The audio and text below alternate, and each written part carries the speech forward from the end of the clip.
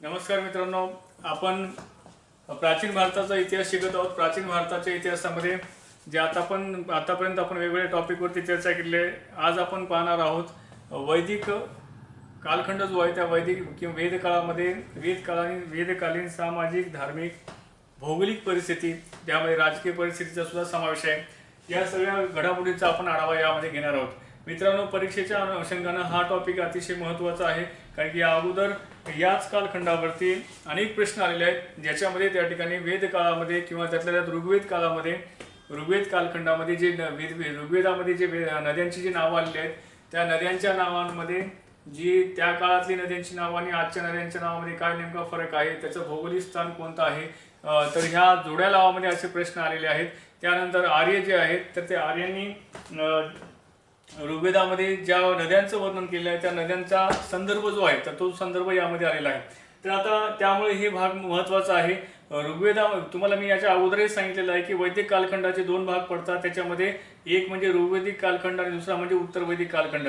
ऋग्वेदिक कालखंड अशा कालखंडाला म्हणतात ज्या कालखंडामध्ये ऋग्वेदाची रचना झाली. ही रचना झाल्याच्या नंतर त्या कालखंडामध्ये बरेचसे त्या ठिकाणी संदर्भ जे आहेत ते वेदांमध्ये ऋग्वेदामध्ये आलेले आहेत.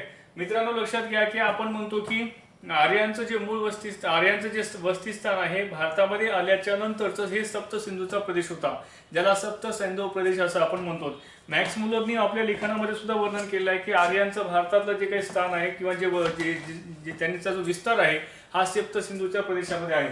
आता हे सप्त सिंधूचा प्रदेश म्हणजे नेमका कोणता प्रदेश, याच्यावरती प्रश्न आलेले आहेत.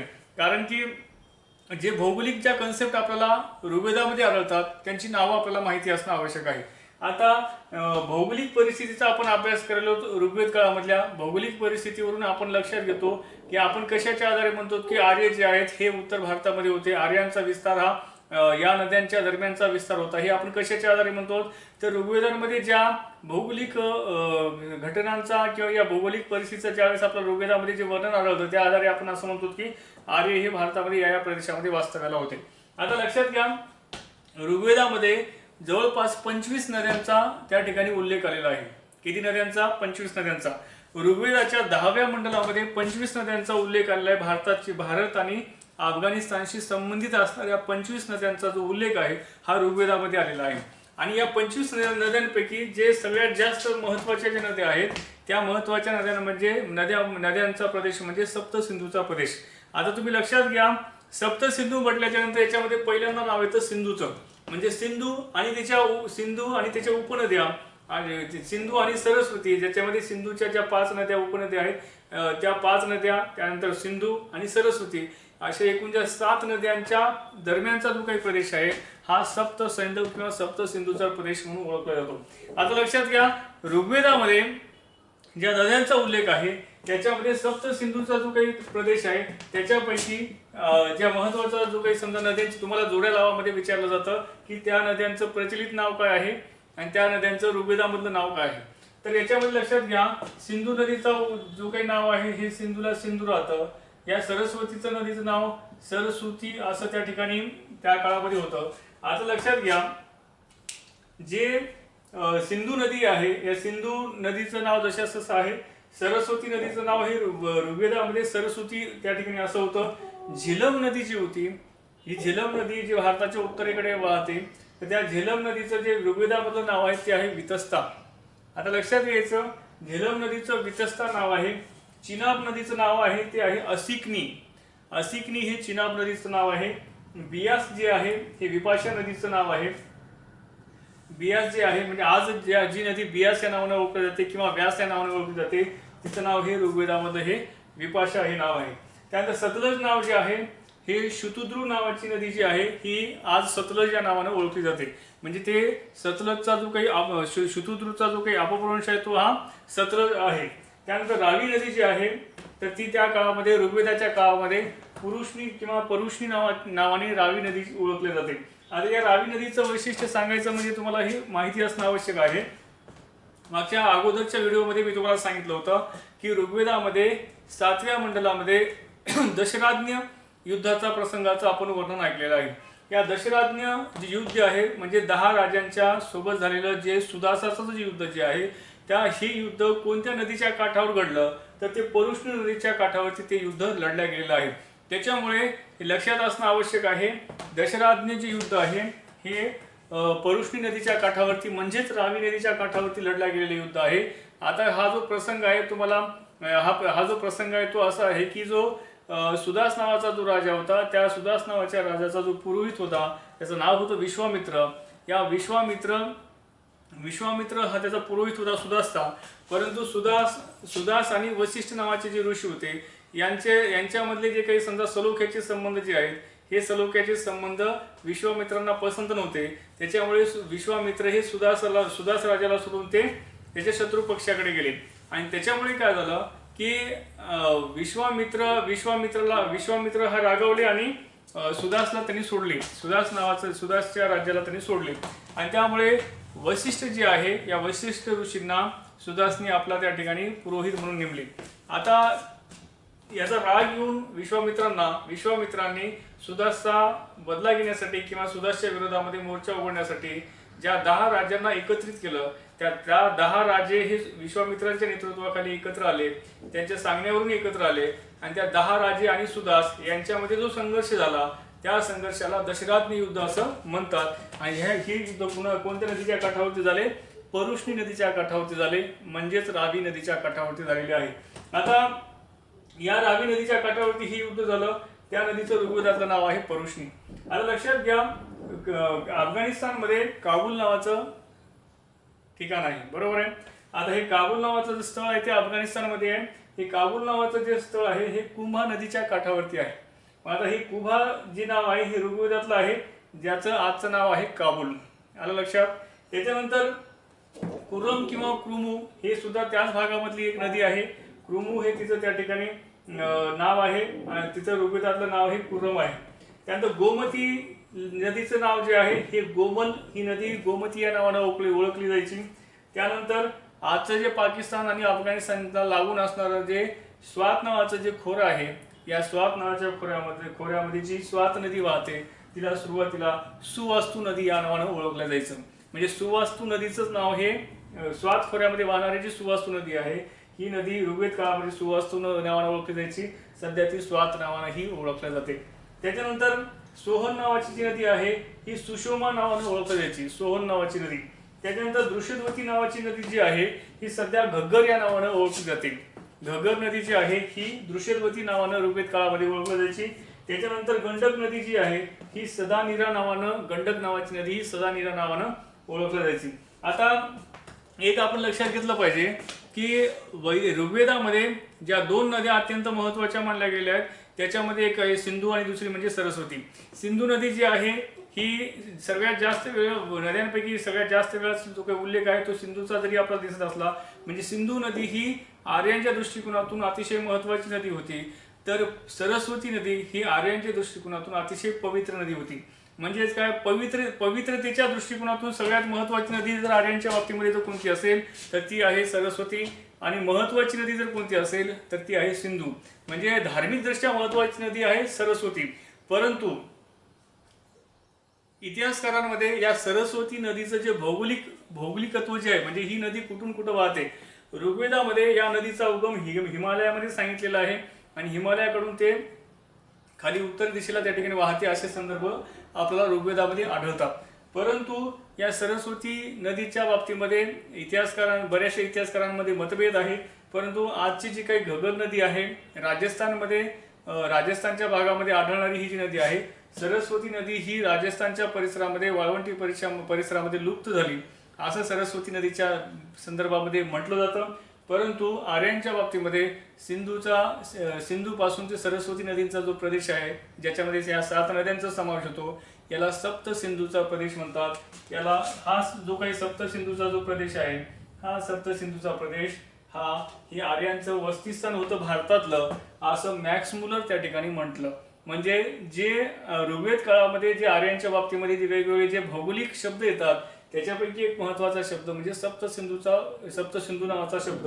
या सप्तसिंधू म्हणजे 7 नद्यांचा परिसर. या 7 नदी, तुम्हाला याच्यावरती प्रश्न आलेला आहे की या 7 नद्यांची नावं कोणकोणती आहेत. या 7 नद्यांचं आजचं नाव काय होतं आणि त्या ऋग्वेद काळामधलं नाव काय होतं आणि त्याच्याबरोबरच मी तुम्हाला याच्या अगोदरही सांगितलेलं आहे की ऋग्वेदामध्ये एकूण 25 नद्यांचा त्या ठिकाणी उल्लेख आलेला आहे. त्या 25 नद्यांच्या उल्लेखांपैकी इतर ह्या नद्या आहेत आणि बाकीच्या ज्या महत्त्वाच्या नद्या आहेत ह्या सप्तसिंधूतल्या नद्या तुम्हाला लक्षात ठेवायच्या आहेत. दुसरी गोष्ट म्हणजे लक्षात घ्या, भौगोलिकतेच्या दृष्टिकोनातून जे दुसरं जे नाव आपल्याला वेदांमध्ये आढळतं, ऋग्वेदामध्ये आढळतं ते म्हणजे ब्रह्मवर्त. ब्रह्मवर्त नावाचा शब्द सुद्धा ऋग्वेदामध्ये आपल्याला पाहायला मिळतो. आता हा ब्रह्मवर्त म्हणजे काय, तर ते दिल्ली सभोवतालचा जो प्रदेश आहे, म्हणजे आजचं जर समजा लोकेशन जर सांगायचं म्हटलं तर दिल्लीचा जो भाग आहे हा दिल्लीचा भाग ब्रह्मवर्त म्हणून त्या काळामध्ये ऋग्वेदामध्ये त्या परिसराचं वर्णन आपल्याला पाहायला मिळतं. दुसरा शब्द जो आहे आपल्याला ऋग्वेदामध्ये आढळतो तो म्हणजे ब्रह्मर्षी. कारण की तुम्हाला परीक्षेमध्ये हे विचारलं जातं की हे जो काही शब्द आहेत हे कोणत्या भागाशी संबंधित आहेत. म्हणजे हे शब्द दिले जातील त्याचं तुम्हाला त्या ठिकाणी भौगोलिक जे स्थान आहे ते तुम्हाला सांगावं लागेल. तर ब्रह्मवर्त म्हणजे दिल्लीचा परिसर आणि ब्रह्मर्षी म्हणजे गंगा आणि यमुनेचा परिसर आहे. तुम्हाला माहिती आहे की यमुनेचा उल्लेख हा ऋग्वेदामध्ये एकंदरीत साधारणतः 3 वेळेस आलेला आहे आणि गंगेचा उल्लेख हा साधारणतः 1 वेळेस आलेला आहे. त्याच्यामुळे तो 1 वेळेस आणि 3 वेळेस हे उल्लेख आलेला असल्यामुळे उत्तरेकडून दक्षिणेकडे आर्य हे फार त्या ठिकाणी उशिरा ऋग्वेदाच्या फार उत्तर कालखंडामध्ये सरकले होते, हे आपल्याला त्याच्यावरून लक्षात येतं. म्हणजे ब्रह्मर्षी गंगा आणि यमुनेचा परिसर आहे, तो गंगा आणि यमुनेचा परिसर हा ब्रह्मर्षीचा परिसर म्हणून ओळखला जातो. दुसरी गोष्ट म्हणजे त्याचा पुढचा जो काही टप्पा आहे तो आहे उत्तरापद. उत्तरापद नावाचा जे काही शब्द आहे याच्यातून जे आपल्याला डिक्टेशन मिळतं तेही आहे. उत्तरापद म्हणजेच नेमकं काय, तर विंध्य पर्वताच्या उत्तरेकडील हिमालयाचा प्रदेश म्हणजे त्याला आपण उत्तरापद म्हणतो. तुम्हाला माहिती आहे की विंध्य पर्वताच्या उत्तरेकडचा भाग आणि विंध्य पर्वताच्या दक्षिणेकडचा भाग, आज जरी समजा आपण भारताचं भौगोलिक स्ट्रक्चरचा जर समजा आपण विचार केला तर नर्मदा नदी ते विंध्य पर्वत म्हणजे नर्मदा नदी ही भारताची डिवायडर म्हणून आज काम करते आणि विंध्य पर्वताच्या दक्षिणेकडचा भाग आपण त्या ठिकाणी दक्षिण भारत म्हणून ओळखतो आणि विंध्य नर्मदेचा उत्तरेकडचा भाग जो आहे तो आपण उत्तर भारत म्हणून तो कन्सिडर करतो, त्या ठिकाणी ओळखतो. आता हे लक्षात घ्या, उत्तरापदचा जो भाग आहे तो विंध्य पर्वताच्या उत्तरेकडील हिमालयापर्यंतचा जो भाग आहे, हिमालय ते विंध्य पर्वत या दरम्यानचा जो भाग आहे तो उत्तरापद म्हणून ओळखला जायचा. तर तुम्हाला इथं लक्षात हे ठेवायचं की ऋग्वेदामधला उत्तरापद हे कोणतं लोकेशन डिक्टेट करतं, तर ते हिमालय ते विंध्य पर्वत या दरम्यानचं जे लोकेशन आहे, भौगोलिक स्ट्रक्चर जे आहे हे उत्तरापद डिक्टेट करतात. दुसरी गोष्ट म्हणजे दक्षिणपद. आता दक्षिणपद किंवा दक्षिणापद जे आहे हे विंध्य पर्वताच्या दक्षिणेकडील प्रदेश, जे मी तुम्हाला आता सांगितलं, कारण की आर्य हे विंध्य पर्वतापर्यंत फार उशिरा पोहोचलेले आहेत आणि त्याच्यामुळे दक्षिणापद हा जो शब्द आहे हा विंध्य पर्वताच्या दक्षिणेकडील प्रदेश आहे. आता तुम्हाला अर्थातच तुम्हाला एक गोष्ट लक्षात आली असेल की ज्यावेळेस आपण ऋग्वेदाचे आपण जे 10 मंडल पाहत होतो त्याच्यामध्ये मी तुम्हाला त्याही वेळेस सांगितलं होतं की मंडल क्रमांक 1 आणि मंडल क्रमांक 10 म्हणजे अध्याय क्रमांक 1 आणि अध्याय क्रमांक 10 हे सगळ्यात आधुनिक आहेत, म्हणजे सगळ्यात नंतर लिहिलेले आहेत. त्याच्यामुळे याच अध्यायांमध्ये हे शब्द आलेले आहेत. याच्यावरून आपल्याला लक्षात येतं की या भागापर्यंत आर्य हे फार उशिरा पोहोचलेले आहेत आणि याच्यावर लक्षात येतं की दक्षिण पथ जे आहे हे दक्षिण पथ विंध्य पर्वताच्या दक्षिणेकडील जो भाग आहे तो दक्षिणेकडील भाग हा दक्षिण पथ म्हणून ओळखला जातो. आता लक्षात घ्या, पुढचा शब्द आहे आर्यावर्त. आता लक्षात घ्या, आर्यावर्त, भारतवर्ष, दक्षिण पथ, उत्तर पथ, ब्रह्मर्षी, ब्रह्मवर्त हे जे शब्द आहेत हे शब्द आपल्याला वैदिक साहित्यामध्ये मोठ्या प्रमाणात आढळतात. आर्यावर्त हा जो शब्द आहे हा हिमालय ते विंध्य पर्वत या दरम्यानच्या प्रदेशाला ज्या भागामध्ये आर्यांचं निवासस्थान आहे. आर्यावर्त हा जो काही ही जी कन्सेप्ट आहे, आर्यावर्त म्हणजे आर्यांचं वस्तीस्थान. आर्यांचं वस्तीस्थानाला आपण आर्यावर्त म्हणतो. तर ते वस्तीस्थान कुठून कुठपर्यंत सरकलेलं आहे, हिमालय ते विंध्य पर्वत या दरम्यानच्या परिसराला आर्यावर्त असं त्या ठिकाणी आर्य लोक स्वतःच्या बाबतीमध्ये शब्द वापरायचे. आता लक्षात घ्या मित्रांनो, आपण भौगोलिक स्थिती पाहतोय. भौगोलिक स्थितीमध्ये आपण हे सगळे शब्द पाहतोय जे की ऋग्वेदामध्ये आपल्याला आढळतात. मित्रांनो लक्षात घ्या की आपण जे वेद काळामधल्या वेगवेगळ्या परिस्थितींचा जे आढावा घेत आहोत त्याच्यामध्ये आपण जे राजकीय परिस्थिती जे पाहत आहोत याच्यामध्ये ऋग्वेद काळामध्ये जे राजकीय परिस्थिती जर समजा आपण पाहिली तर त्या काळामध्ये मोठमोठे साम्राज्य अस्तित्वात नव्हते, परंतु या सगळ्या ज्या काही ही जी सगळा जो समाज आहे त्या समाजामध्ये ज्या राजकीय वेगळ्या संस्था अस्तित्वात होत्या त्याच्यामध्ये जो काही पहिली जी काही राजकीय संस्था ती आहे कुल. म्हणजे काय, समाजामध्ये अस्तित्वात आलेला जे काही कुल किंवा कुटुंब हे पहिली राजकीय संस्था म्हणून म्हणजे शेवटची राजकीय संस्था म्हणून आपल्याला त्याच्याकडे पाहता येते. कुटुंब किंवा कुल किंवा वंश ही त्या ठिकाणी पहिली राजकीय संस्था आहे. तर लक्षात घ्या, ऋग्वेदामध्ये जे शब्द येतात त्या काळामधले त्या शब्दांवरती आपल्याला प्रश्न विचारला जातो. ते म्हणजे कुल असेल, कुल ही सगळ्यात छोटी राजकीय संस्था आहे. त्याच्यानंतर येते त्या ठिकाणी ग्राम. कुल जी राजकीय सगळ्यात कुल म्हणजे काय तर कुटुंब. कुटुंबामध्ये एक कुटुंब आणि त्याचा कुटुंबाचा जो प्रमुख असतो त्याला कुलपती किंवा कुलप म्हटलं जायचं, त्याला किंवा ग्रहपती म्हटलं जातं. ग्रह म्हणजेच कुल किंवा कुळ. आता हे जे कुल आहे त्या कुलाचा प्रमुख त्या ठिकाणी कुलप म्हणून ओळखला जायचा किंवा कुलपती म्हणून तो ओळखला जायचा, त्याला ग्रहपती सुद्धा असं म्हटलं जायचं. आता लक्षात घ्या, कुलाचं रूपांतर म्हणजे पहिल्यांदा कुटुंब माणसांपासून कुटुंब तयार होतं आणि कुटुंबापासून त्या ठिकाणी एक गाव तयार होतं. त्याच अर्थानं त्या ठिकाणी अनेक जे कुल आहेत ते मिळून त्या ठिकाणी ग्राम तयार होत असत, त्या ठिकाणी गाव तयार होत असत. ग्राम म्हणजेच गाव. तर तिथे काही ग्राम आहे, त्या ग्रामाला कुटुंबाचं नियोजन किंवा कुटुंबाचे सर्व जे अधिकार आहेत ते जसे कुल किंवा कुलप किंवा ग्रहपती याच्याकडे होते, त्याच पद्धतीनं ग्राम सुद्धा होतं. अनेक कुल एकत्र येऊन एका गावाची निर्मिती व्हायची, ग्रामची निर्मिती व्हायची आणि त्या गावाची कायदा सुव्यवस्था आणि सर्व जे काही समजा संरक्षण करण्याची जी जबाबदारी आहे तर ती जबाबदारी त्या ठिकाणी ग्रामणी नावाचा जो अधिकारी होता, या ग्रामणी नावाच्या अधिकारावरती ती जबाबदारी सोपवण्यात येईल. म्हणजे पहिल्यांदा कुळाचं रूपांतर ग्राम मध्ये झालं. आता हे जे काही ग्राम आहे त्या ग्राम म्हणजे गाव, तर त्या अनेक जे गावं आहेत त्या अनेक गावं मिळून त्या ठिकाणी एक विश तयार होतं. विश हे जे आहे, विश कशाला म्हणतात तर अनेक गावांच्या एकत्रित समूहाला जे नाव दिलं जातं त्याला नाव म्हणतात त्या ठिकाणी विश. विश जे आहे विश जे आहे हे जे आजच्या भाषेमध्ये सांगायचं म्हटलं तर जे तालुका स्तरावरचं जे ठिकाण आहे त्याला आपण त्या काळामधलं विश असं म्हणू शकतो. तर हे विश आहे, त्या विशचा कारभार पाहणारा जो व्यक्ती आहे त्याला म्हटलं जायचं विशपती. आता विश हे अनेक गावांचा समूह म्हणजे विश. ग्राम म्हणजे अनेक कुलांचा समूह. तसं त्या ठिकाणी विशचा प्रमुख म्हणजे विशपती. विशपती हा विशचा प्रमुख होता.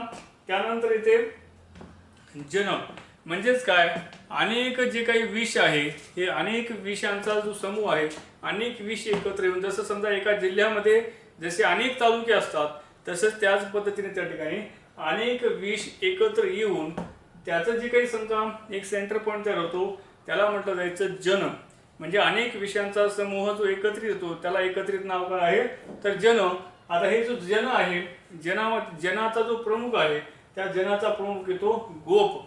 त्या गोप किंवा जनपती हे त्या ठिकाणी त्या जनाच्या प्रमुखाचं नाव होतं. तो तिथला अधिकारी होता, तो मॉनिटराईज करायचा तिथली सगळी व्यवस्था. याच्यावरून आपलं लक्षात येतं की ही सगळी वेदकाळाची व्यवस्था आहे. अनेक जन एकत्रित येऊन त्याचं रूपांतर होतं राष्ट्रामध्ये आणि राष्ट्राचा जो काही प्रमुख त्या काळामध्ये होता त्याचं नाव एक तर राष्ट्रपती किंवा राजन असं त्या ठिकाणी ते ओळखलं जायचं. तुम्ही जर ऋग्वेदाच्या 10व्या मंडलामध्ये जर तुम्ही अभ्यास केला तर ऋग्वेदाच्या 10व्या मंडलामध्ये या राष्ट्र आणि राष्ट्रपतीचा उल्लेख आलेला आहे. त्याच्यामध्ये स्पष्टरित्या सांगितलेलं आहे की हे राष्ट्रपती किंवा हे राजन तुझा आताच राज्याभिषेक झालेला आहे आणि ते राज्याभिषेक झाल्याच्या नंतर तू आता त्या ठिकाणी अचल आहेस, ध्रुव आहेस, तू पूर्णपणे स्थिर आहेस, सुरक्षित आहेस आणि तू या प्रजेचा पालक आहेस. अशा प्रकारचं वर्णन जे आहे ते ऋग्वेदाच्या 10व्या मंडलामध्ये आलेलं आहे. याच्यावरून आपलं लक्षात येतं की ऋग्वेद काळामध्ये या लहानात लहान त्या ठिकाणी संस्थेपासून मोठ्यातल्या मोठ्या संस्थेपर्यंतची एक व्यवस्था म्हणजे समाजाचं चालन जे आहे, संचलन व्यवस्थित व्हावं यासाठी निर्माण करण्यात आलेली व्यवस्था आहे.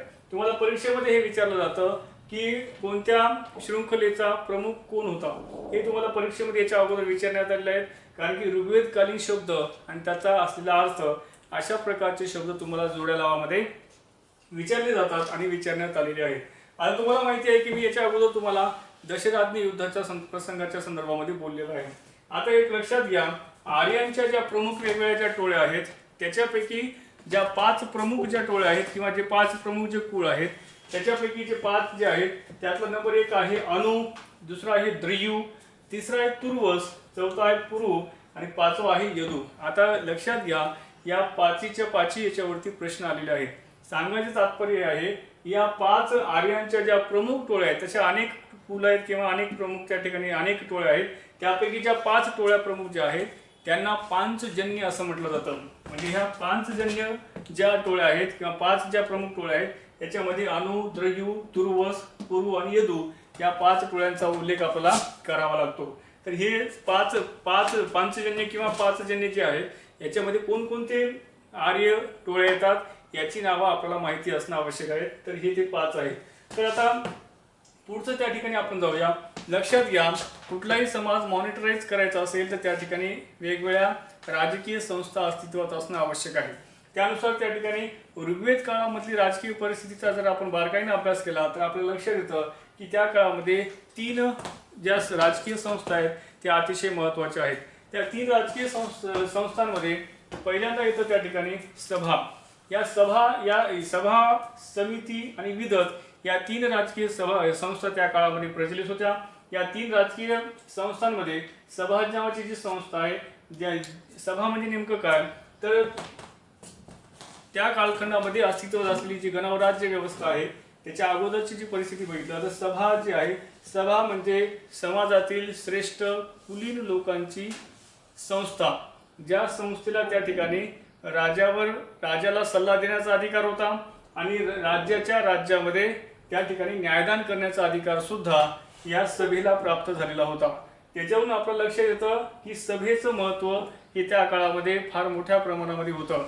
कारण की समाजामधील वयोवृद्ध श्रेष्ठ कुलीन लोकांची जी संस्था होती त्याला म्हटलं जायचं सभा.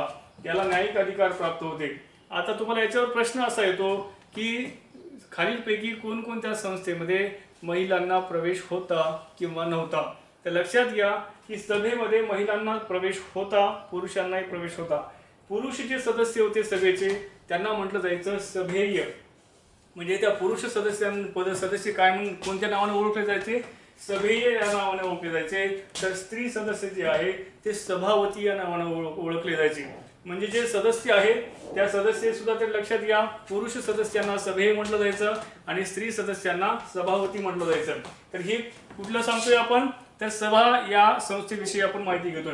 दुसरी गोष्ट म्हणजे काय तर ही समाजातली अतिशय महत्त्वाची राज्यसंस्थेमधली अतिशय महत्त्वाची त्या ठिकाणी संस्था आहे. दुसरी जी काही गोष्ट आहे ती आहे समिती.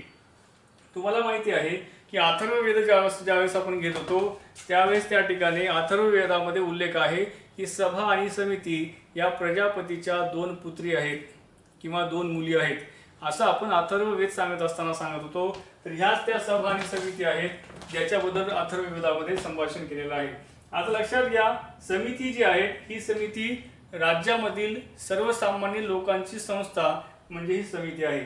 या समिती ही सर्वसामान्य लोकांची आहे. याच्यामध्ये या समितीला अधिकार होता म्हणजेच काय कशाचा अधिकार होता तर राजाची निवड करणे किंवा वेळ प्रसंगी राजा जर समजा नियमानुसार वागत नसेल तर त्याला बाहेर खेचण्याचा सुद्धा अधिकार या समितीला प्राप्त होता. म्हणून ही कॉमन लोकांची सभा, जसं आज त्या ठिकाणी ग्रामीण भागामध्ये जशी ग्रामसभा असते तशी ग्रामसभा म्हणजेच समिती. तर लक्षात घ्या. आणि जर आजच्या भाषेमध्ये जर तुलना करायचं असेल तर ग्रामपंचायतीचे जे सदस्य असतात निवडून आलेले त्याला आपण आजच्या भाषेमध्ये सभा म्हणू शकतो, ज्याला सरपंच निवडण्याचा अधिकार असतो किंवा जे त्या ठिकाणी प्रत्यक्ष कारवाई करण्यासाठी ते सक्षम असतात. आता जे विदत नावाची जी संस्था आहे ही विदत नावाची संस्था ही महत्त्वाच्या धार्मिक आणि सैनिकी कारवायांमध्ये त्या ठिकाणी महत्त्वाची भूमिका पार पडत होते. ऋग्वेदामध्ये विदतचे अनेक वेळा त्या ठिकाणी उल्लेख आले. जवळपास 122 वेळा उल्लेख जो आहे तो विदतचा आलेला आहे. हे विदतच्या संदर्भात म्हणजे याच्यावरून आपल्याला लक्षात येतं की विदत ही एक महत्त्वाची संस्था आपल्याला त्या काळामध्ये अस्तित्व होती. धार्मिक कार्यामध्ये विदत या संस्थेचा जो काही रोल आहे तो महत्त्वाचा होता आणि विदतमध्ये सुद्धा महिलांना प्रवेश होता. आलं लक्षात, विदतमध्ये सुद्धा महिलांना प्रवेश होता. याच्यावरून आपल्याला लक्षात येतं की ऋग्वेदिक जो समाज आहे हा समाज पुरुष प्रधान समाज आहे. ऋग्वेद जो आर्य होते हे आर्य पुरुष सत्ताक कुटुंब पद्धतीचे प्रमुख होते.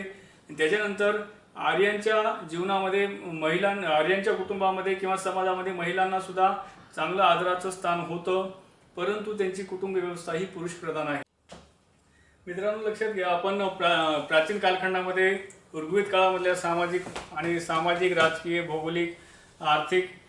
या आणि राजकीय परिस्थितीचा आपण आढावा घ्यायलो. याच्यामध्ये लक्षात घेणं आवश्यक आहे की ऋग्वेदिक जो समाज आहे हा समाज त्या ठिकाणी पुरुषसत्ताक कुटुंब पद्धती असणारा हा समाज आहे. या समाजामध्ये जरी कुटुंब पुरुष प्रधान जरी असतील तरी सुद्धा त्या ठिकाणी स्त्रियांना मानाचं स्थान होतं. समाजामध्ये त्या ठिकाणी घटस्फोट असतील, त्याच्यानंतर त्या ठिकाणी बहुपत्नीत्वाचं पद्धत असेल, ही समाजामध्ये अस्तित्वात असल्याचे जे काही पुरावे ते आपल्याला ऋग्वेदामध्ये प्राप्त होत नाहीत.